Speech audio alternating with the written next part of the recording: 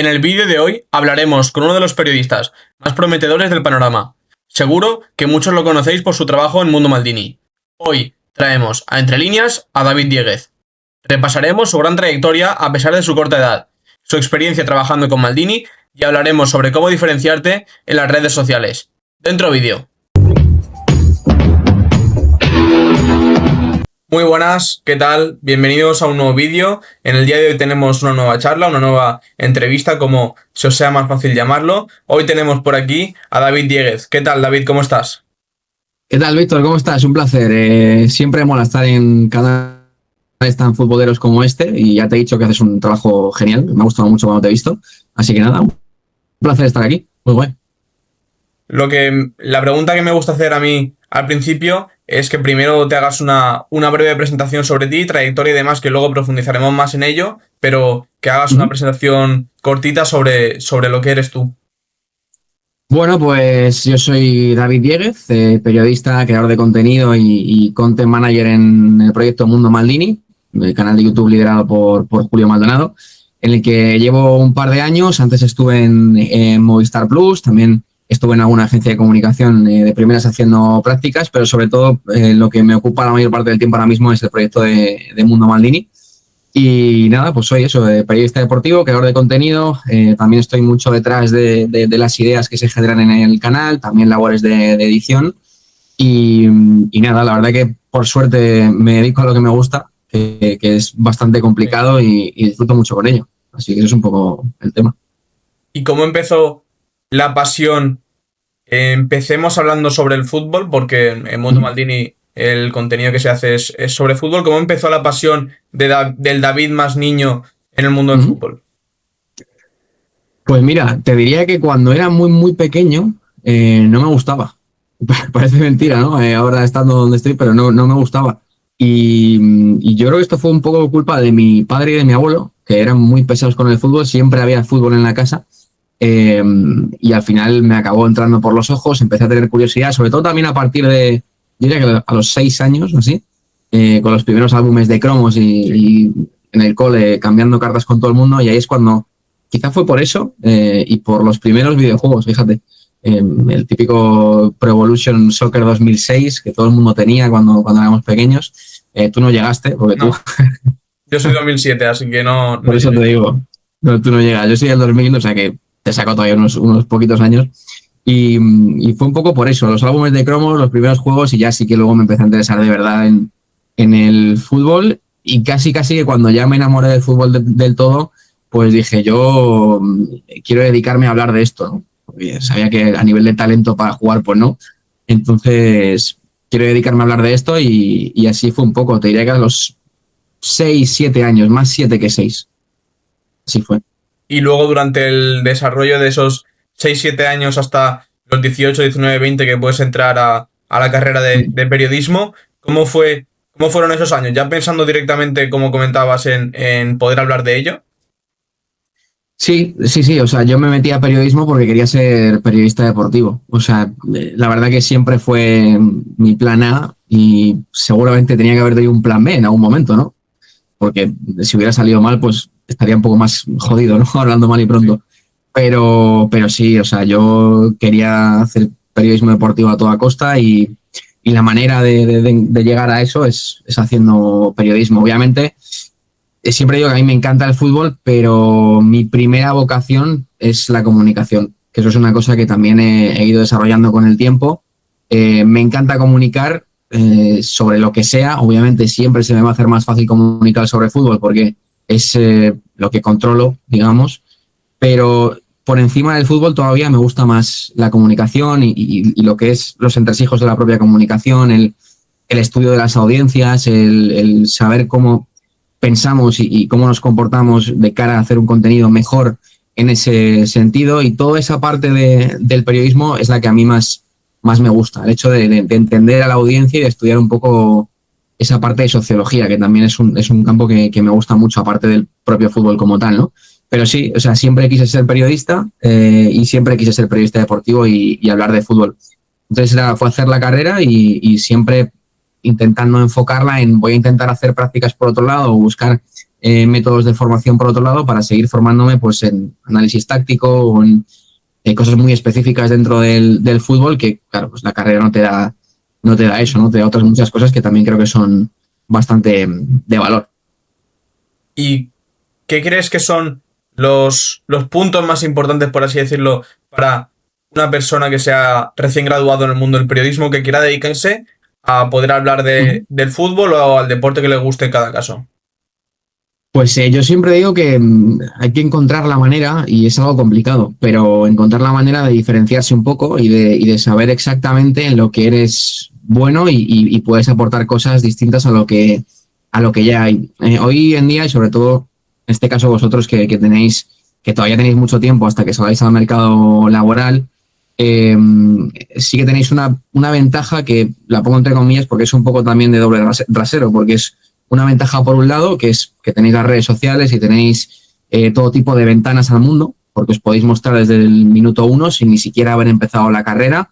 Pues eso, como has hecho tú con tu canal de YouTube, o pues perfiles de contenido vertical, con Instagram, con TikTok, con un montón de formatos. Pero claro, hay mucha gente haciéndolo. Entonces, es una ventaja que, por otro lado, también se puede convertir en desventaja. Lo bueno, que si realmente tienes el talento y realmente sabes exactamente en lo que eres bueno, bueno, pues es un poco la vía que tienes que explotar para, o bien, construir una audiencia lo suficientemente grande y de valor como para que luego puedas sacar una ventaja económica de ello, o hacer eso para que alguien grande se fije en ti, que es otra de las ventajas que en este caso hay, ¿no? Que cuanto más te enseñes al mundo, pues más posibilidades tienes, claro. Es lógico, de que alguien se fije en ti. Entonces, para mí lo más importante, sobre todo, es iniciativa. Yo creo que eso es lo que más he aprendido con los años, que es lo más importante en un mundo tan saturado y en el que, bueno, pues todo el mundo sabe hacer de todo, pero luego en realidad no.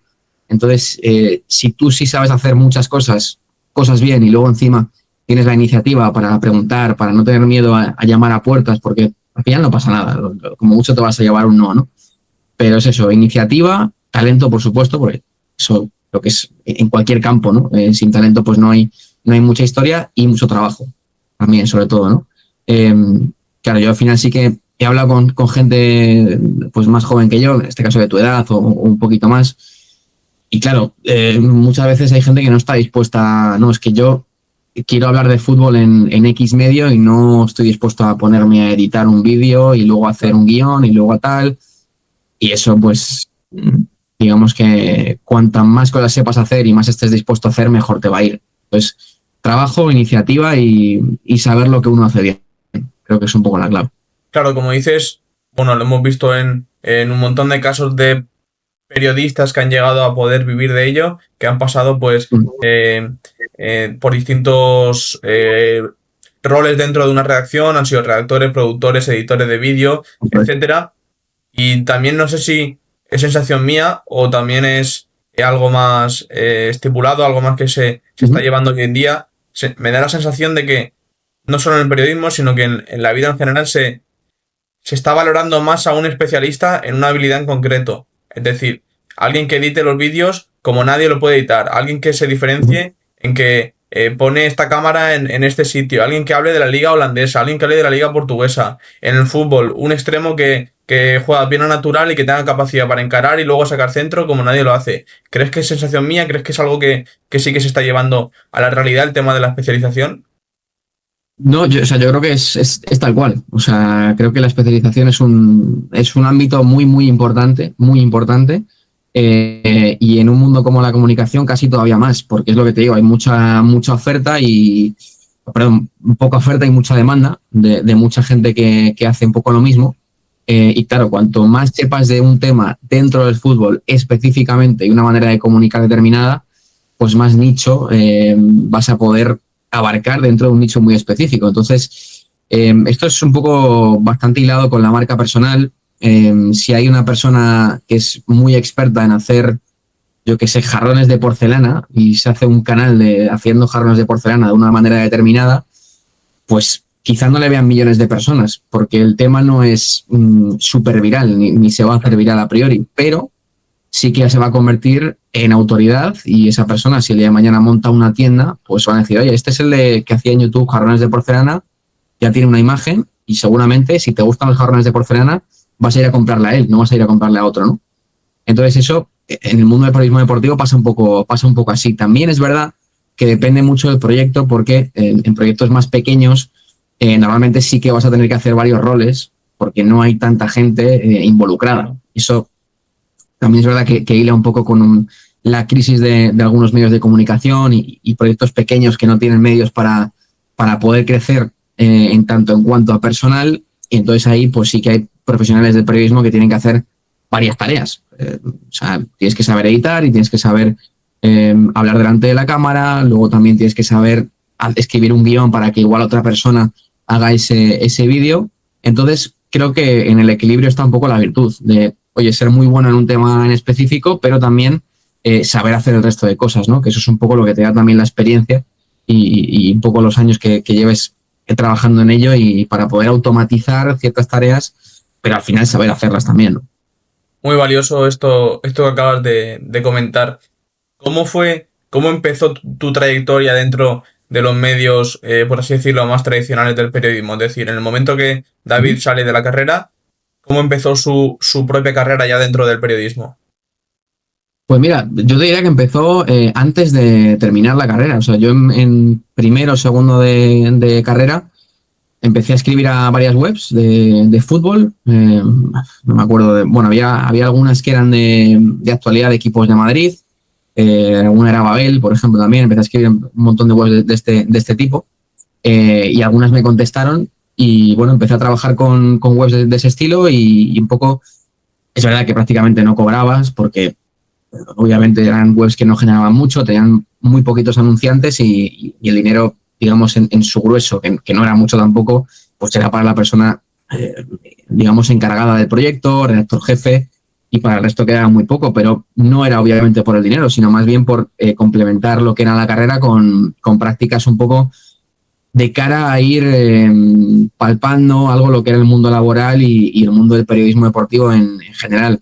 Y eso me ayudó mucho, ya desde los 19 años, o sí, desde los 18 incluso, empezar con ello y empezar a saber lo que es, por ejemplo, trabajar bajo márgenes muy cortitos de tiempo, de tener que sacar noticias escritas, precisas y bien escritas en muy poquitos minutos y bueno, realmente fue un poco la manera en la que empecé. Luego también pude ir acreditado a los primeros partidos de la primera temporada del Real Madrid femenino, que no era ni Real Madrid, era el Club Deportivo Tacón en ese momento.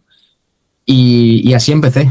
Y luego es verdad que ya, bueno, pues cuando terminó la carrera, yo estuve de práctica 6 meses en una agencia de comunicación, porque creo que también es bueno probar distintos ámbitos de la comunicación y tampoco me cierro en algún momento de mi vida a poder dedicarme a alguno de ellos. Y la comunicación corporativa era algo que nunca había probado, ¿no? Siempre se suele decir que es un poco la salida más viable para la gente que estudia periodismo y dije, bueno, pues voy a probar. La verdad es que no me gustó mucho, no nos vamos a engañar, pero bueno, aprendí también bastante, notas de prensa, comunicación de marca, recuerdo que llevaba comunicación interna de Bimbo, de Decathlon, marcas así.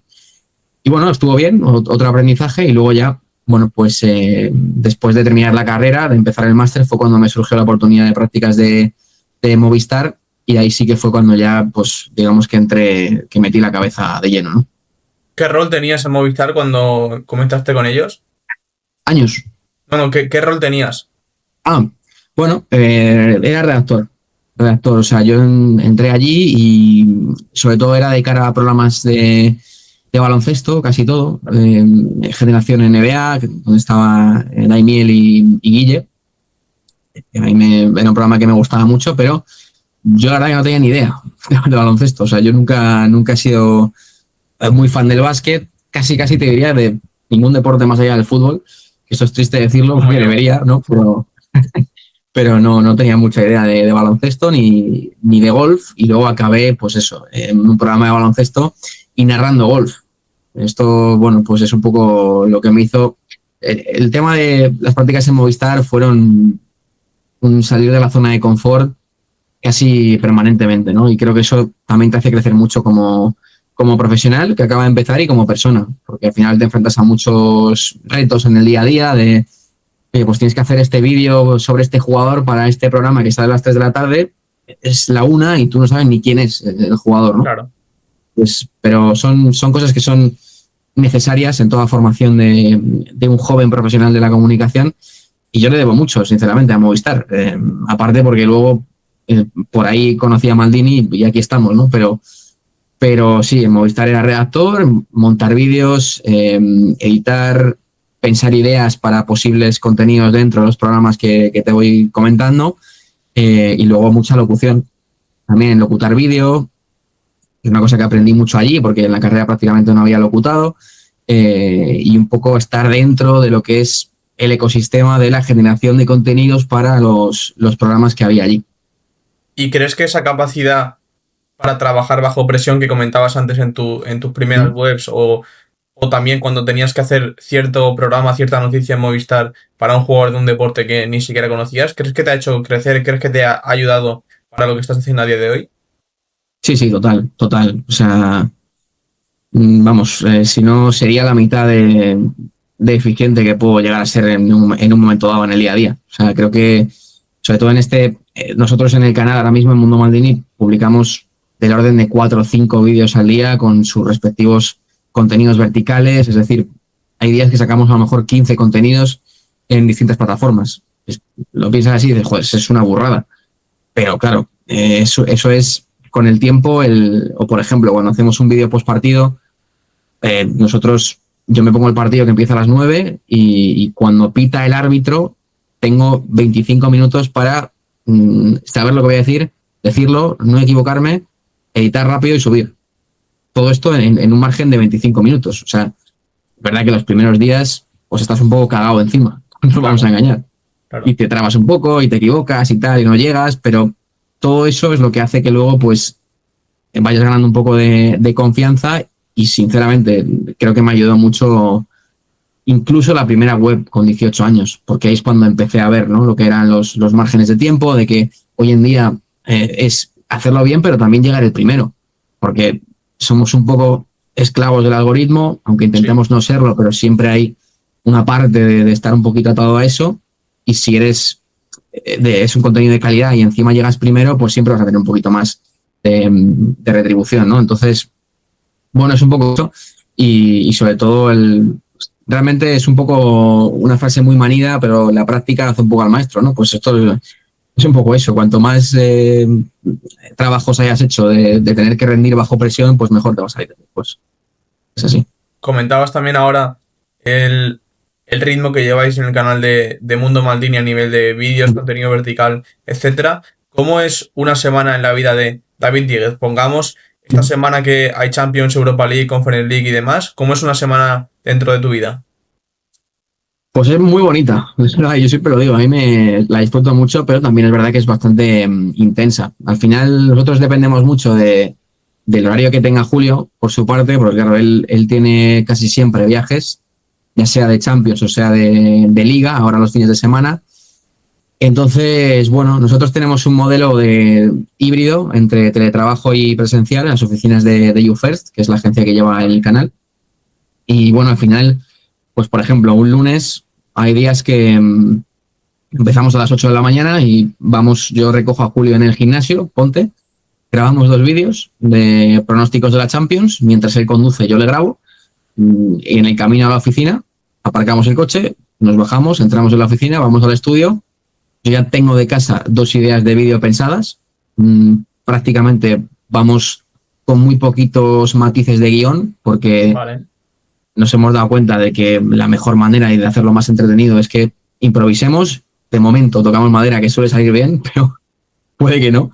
Pero sí, de momento sale bien. Grabamos 2 vídeos en el plató de Despejados, que es el podcast que se graba después con Nahuel Miranda y con Alexis, con Mr. Chip.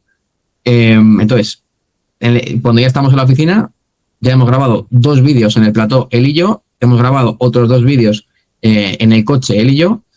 Y empieza Despejados. Despejados dura 1 hora. Yo tengo una sección dentro del programa y cuando termina Despejados nos vamos a comer y normalmente después de comer, aquí en el estudio, cuando yo ya he llegado a casa y él a su casa, grabamos otros 2 o 3 vídeos.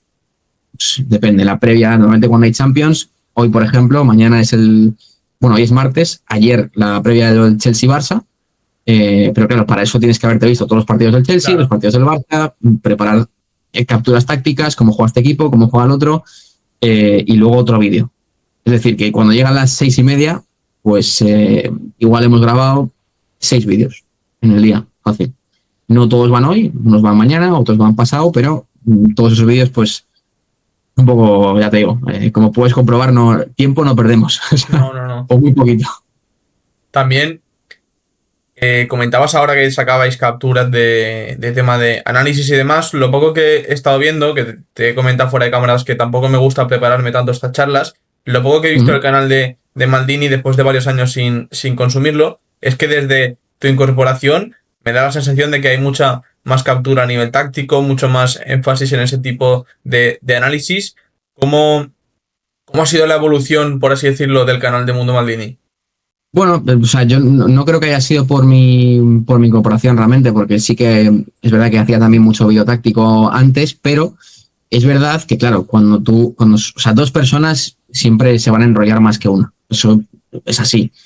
Entonces, claro, a lo mejor él antes podía hacer una previa de 12 minutos y no daba tanto pie a lo mejor a tanto grueso táctico más sesudo, pero claro, también mi perfil, la manera en la que yo me estoy construyendo, porque todavía soy joven y todavía tengo mucho camino y mucho que aprender, pero sí que me he intentado enfocar siempre en el aspecto más puramente de análisis, porque claro, estando en Mundo Maldini, yo cuando entré, de alguna manera tenía que justificar a la audiencia que el que estaba opinando era yo y no Maldini, ¿no? Entonces, la manera de hacer eso, yo necesitaba todavía más aplicar el análisis más puramente futbolístico para luego justificar que yo te estoy dando una opinión.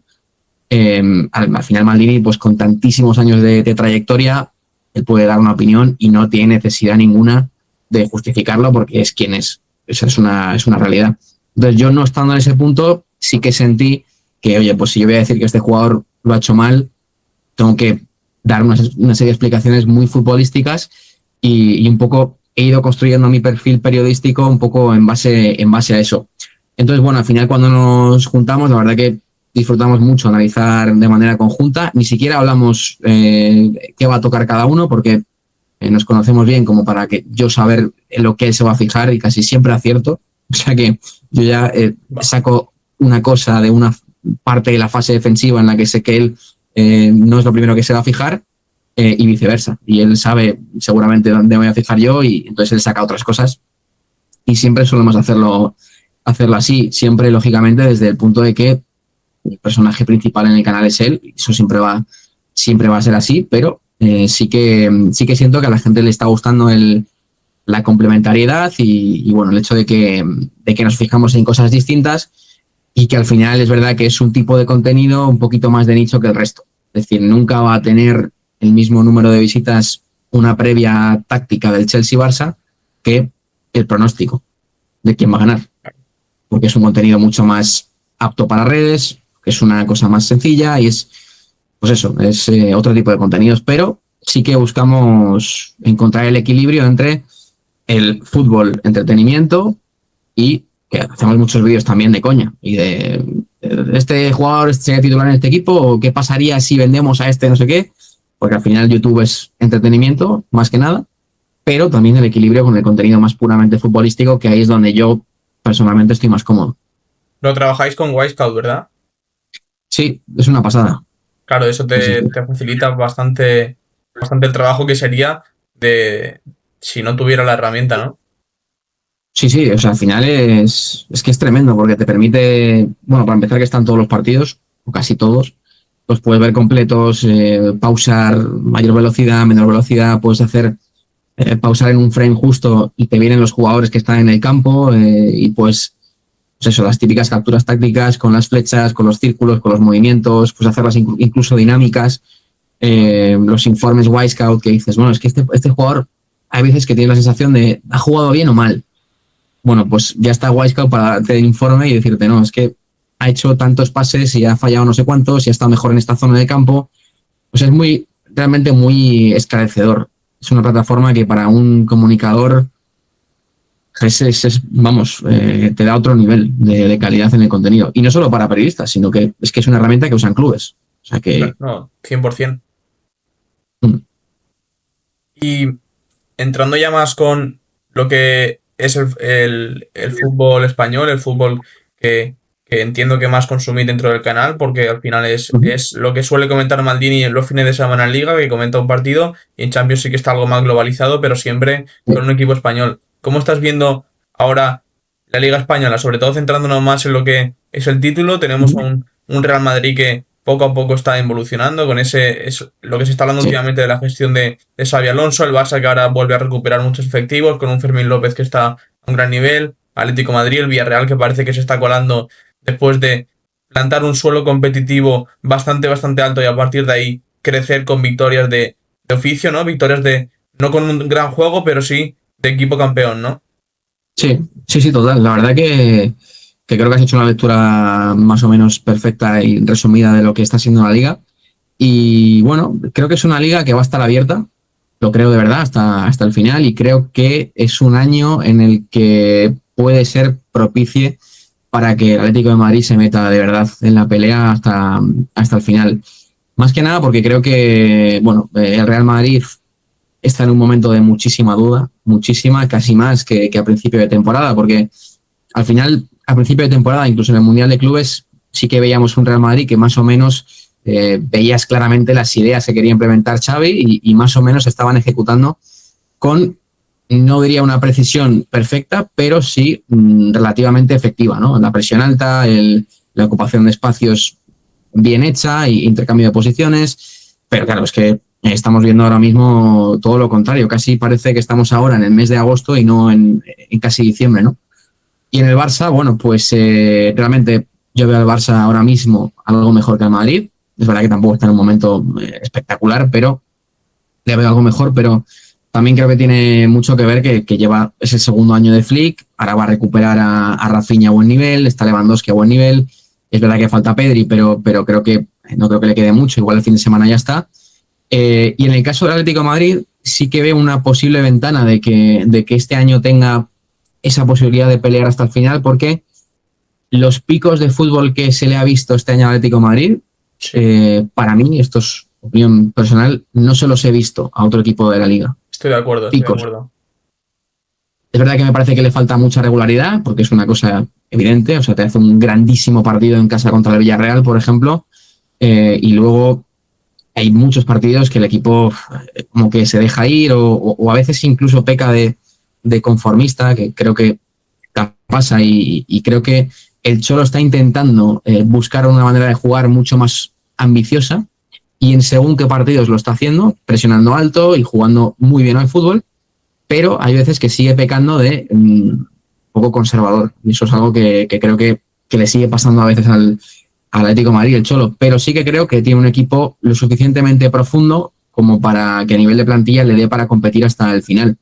Y en el caso del Villarreal, pues es un poco lo que ojalá pase, ¿no? Que se mantenga, porque eso sería bonito para la competición.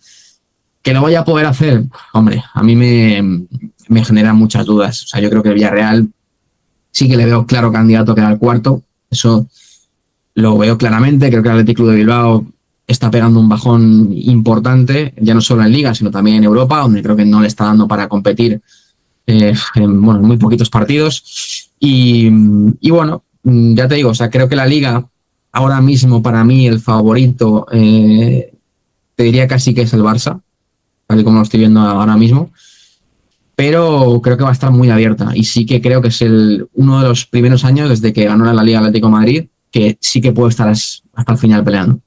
Yo creo que el nivel que pueda dar el Atlético de Madrid en los próximos meses quizás puede venir dado por un mantenimiento del rendimiento de Coque, porque aunque yo tenga la bandera del Betis detrás, Johnny Cardoso no está cumpliendo con las expectativas. Yo creo que por nivel puro le da de sobra para ser titular en el Atlético de Madrid, pero por lesiones, por adaptabilidad no está logrando tener un buen rendimiento, y por una mayor regularidad también de Julián Álvarez, porque quizás hemos visto partidos no, que le pondríamos un 10 en las notas, que hace un hat-trick, que mete un gol por la escuadra, pero que luego vemos otros partidos que quizás está con un nivel bastante más bajo, y creo que pasa por esa regularidad tanto de Coque a nivel físico como de Julián en cuanto a nivel neto. Sí, sí, total. Creo que lo has resumido muy bien. Y en el caso de Coque, a mí me sorprende, porque Sí. yo no pensaba que Coque, sinceramente, este año iba a ser tan sumamente importante, pero creo que está haciendo un muy buen año. Quizá los últimos partidos no son tan buenos, pero muy buen año. Y luego yo es que tengo la pedrada con Pablo Barrios. O sea, Pablo Barrios, creo que si consigue mantener el nivel de regularidad, en 3-4 años va a ser top mundial. Es mi punto de vista, porque creo que es un jugador, es un pelotero espectacular. Tiene una capacidad para dinamizar los ataques de su equipo en conducción, para encontrar un balón a banda filtrado que nadie más en el Atlético de Madrid puede ver. Y creo que el hecho de tener a Coque cubriéndole la espalda le hace mucho bien a Pablo Barrios. Entonces, creo que también es una parte importante. Y luego, el crecimiento que está teniendo Juliano, que yo tampoco lo veía venir. Sí. Está muy bien, es un jugador muy importante. A mí me falta, por ejemplo, encontrarle un rol Almada, ¿no? Almada o Nico. Creo que uno de los dos. Claro. No me caben los dos. No sé a ti. Y a lo mejor un posible escenario en el que esperemos que no, pero que Jiménez no tenga esa continuidad física y a lo mejor tenga que pasar Hansko al central y que veamos quizás a un Nico en el lateral izquierdo como ya ha jugado varias veces en Argentina y ahí sí colocar a Almada, quizás eso puede ser otra vía, estando Jiménez lesionado, que esperemos que no. Puede ser, aunque es verdad que pudiendo ser, yo creo que es una opción un poquito más alocada, ¿no? Por cómo puede defender Nico y creo que solo eso, no sé si le molaría mucho. Pero ya te digo, o sea, Nico sí que es un jugador que a mí personalmente me está decepcionando un poquito. O sea, sí que verá que sí lo da todo y a nivel de duelos siempre es muy intenso, pero yo le pido un poquito más con la pelota. La verdad, un poquito más. ¿Y cómo ves la pelea por el descenso? Creo que va a ser un año donde va a estar, pienso de verdad que más caro que los últimos 5 años a lo mejor. Sí que creo que el Oviedo es el candidato más claro a descender. Creo que todo el mundo ahora mismo lo daría como descendido. También con un Luis Carrión que ha mejorado quizás un poco la versión de las últimas semanas, pero que tampoco le está dando para ser un equipo que consiga la permanencia. Y luego vemos otros dos puestos que están demasiado combatidos, demasiado peleados, porque seguramente el Levante sea otro de los equipos candidatos a esa posición, pero tiene dos jugadores que son de otro nivel, como son Etayón y Carlos Álvarez. Tenemos el Alavés, que a priori tenía una de las peores plantillas también, pero que está haciendo un gran inicio de la mano de Chacho Coudet. El Sevilla puede terminar cayendo ahí como ha hecho en las últimas temporadas. El Girona está mejorando últimamente. En fin, tenemos creo que una cantidad de equipos bastante grande para dos puestos y que ninguno, por así decirlo, se está despegando como sí lo ha hecho el Oviedo, ¿no? Sí, yo la verdad que creo que va a estar muy, muy, muy disputado hasta el final, y hay equipos que yo no esperaba que estuviesen en tantos apuros, obviamente apuros relativos porque es muy pronto, pero Osasuna, por ejemplo, ¿no? Osasuna que está en un momento muy, muy complicado, el Mallorca incluso tampoco, bueno, el Valencia. Yo la Valencia el año pasado, fíjate, cuando empezó la temporada le veía bastante mal. O sea, yo fui de los que pensó que el año pasado Valencia bajaba y lo pensaba de verdad antes de que llegase Corberán, pero es que este año lo veo peor. A lo de este año está siendo bastante complicado. Es verdad que el otro día ganó el derbi contra el Levante, pero yo creo que el Oviedo es el que más pinta tiene por todo lo que has comentado, y creo que el tema de la vuelta de Carrión, que la gente no ha terminado de entenderlo mucho, y es verdad que ha mejorado un poco, pero al final es que tampoco tiene demasiados mimbres como para poder hacer una cosa muy distinta. Creo que el Levante se va a acabar salvando. Creo que el Girona también, porque creo que tiene plantilla para estar un poquito más arriba, y creo que Michel es un entrenador espectacular, que yo pensaba que iba a acabar en un grande antes. Aún pienso que puede llegar a ello, o no un grande, pero quizá un equipo de aspiraciones europeas. Y me da un poco más de esto Osasuna y Mallorca. Me da un poco más viéndolos jugar, sensación un poquito de mucha fragilidad y de que no están cómodos casi en ningún momento de los partidos. Pero ya te digo que va a estar todo muy, muy apretado hasta el final, seguro. Creo que incluso lo del Oviedo también se puede ir a largo, porque el Real Oviedo tiene la baza del mercado de invierno Es con verdad. el grupo Sí. Pachuca y demás. Y a Mallorca le puede salvar un cambio de entrenador, quizás. Eso puede ser la vía de escape. Tampoco sé quién puede ocupar esa plaza. Y luego el Osasuna, perdón, creo que Braulio no va a destituir a Lisi, a no ser que esté en una situación bastante precaria, porque ya vimos el Sí. tema de Yago Barrasate, que estaba en una situación mala en segunda, confió en él y al final logró lo que terminó Sí. logrando Yago Barrasate. Entonces creo que ahí bastante caro el tema. Sí, vamos a ver, vamos a ver. Al final, bueno, yo creo que sí que hay equipos que claramente, o sea, sí que creo que hay una diferencia entre y muy marcada entre los que no van a pasar peligro y los que sí. Sí. Y ahí yo al Sevilla es verdad que empezó muy bien y ahora está bastante peor, pero no le veo pasando tanto apuro este año. Al Rayo, yo creo que es difícil pensar que pueda estar apurado por cómo está jugando. Y el Celta tampoco. Con lo cual, yo creo que el grupo de los que lo van a pasar mal está muy definido, pero va a estar muy apretado entre ese grupo. Sí. Ya para terminar, David, las dos últimas preguntas. La primera, ¿qué tres aprendizajes, ya no en tu vida laboral como periodista en los últimos 7 años, sino en general en la vida, qué tres aprendizajes le darías como consejo a otra persona? Uf, que dar consejos no soy nadie para dar consejos, pero bueno, sí que quizás si me los doy a mi yo del pasado, pues igual es menos, ¿cómo decirlo? Menos pretencioso, ¿no?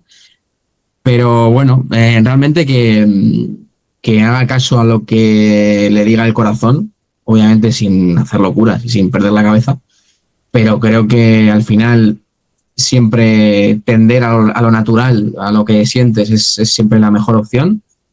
Que sea sincero y que sea honesto consigo mismo y con los demás. Creo que eso es una parte muy importante. Y que sea buena persona. Creo que sobre todo esto último, ¿no? Al final, yo creo que tú puedes llegar muy arriba siendo mala gente y en un mundo tan lleno de egos, pues es una posibilidad, pero no vas a llegar más lejos, ¿no? Entonces, bueno, creo que ser buena gente al final te acaba compensando en la vida y en general, y siendo sincero y currando mucho. Y no tiene mucho más. Muy bien, muy interesante lo que comentas. Ahora sí, la última pregunta. ¿Dónde se ve David Dieguez en los próximos 5 años? Entiendo que esta pregunta te la han hecho ya varias veces, pero me gustaría acabar con esto. Pues buena pregunta. Dentro de 5 años tendré 30, con lo cual ya suena bastante mayor. Pero yo siempre digo que mi sueño es comentar partidos en la tele. Es un poco el sueño y el objetivo a largo plazo. Obviamente, ahora estoy muy bien donde estoy, incluso es algo que sería compaginable. Entonces, bueno, comentar partidos en la tele es un objetivo que ojalá poder cumplir en ese plazo y luego haciendo carrera en Mundo Maldini. Creo que es un proyecto que poco a poco se está convirtiendo en medio de comunicación como tal, a nivel de redacción y a nivel de tener cada vez más gente involucrada. También es un objetivo que tiene el propio Julio y así lo hemos hablado muchas veces, que poco a poco vayamos convirtiendo Mundo Maldini en una marca más global y que cada vez haya más gente involucrada en el proyecto, ¿no? Que quizá pues Maldini en un momento dado pueda estar puntualmente, ¿no? Y el descansar también un poco que bastante hace, ¿no? En el día a día. Entonces, bueno, poco esas dos cosas. Molaría que Mundo Maldini se convirtiera en una gran empresa en cuanto es a lo que se refiere al periodismo deportivo, más enfocado al tema digital. Aquí termina la charla, la entrevista con David Dieguez. David, ¿qué te ha parecido? Muy guay, muy guay. A mí siempre hablar de fútbol bueno, pues de esta manera tan puramente futbolera y de periodismo y comunicación, que son las cosas que me apasionan, pues siempre es bonito, ¿no? Y además con un chaval como tú, joder, que estás haciéndolo muy bien y eres súper joven y quizá pues también me veo un poco reflejado, ¿no? En yo hace 7 años. O sea que nada, un placer y a seguir, tío, a seguir. Como digo, aquí termina la charla con David. Si os ha gustado el vídeo, darle a like y suscribiros para poder ver más contenido de este tipo. Comentar qué os ha parecido el tema de del título de la liga, el descenso. Si conocéis a David, ¿qué opináis sobre su trayectoria? ¿Qué recuerdo guardáis sobre él? ¿Qué pensáis sobre su contenido tanto en Mundo Maldini como en sus cuentas personales de Instagram o TikTok? Y nos vemos en el siguiente vídeo. Un abrazo.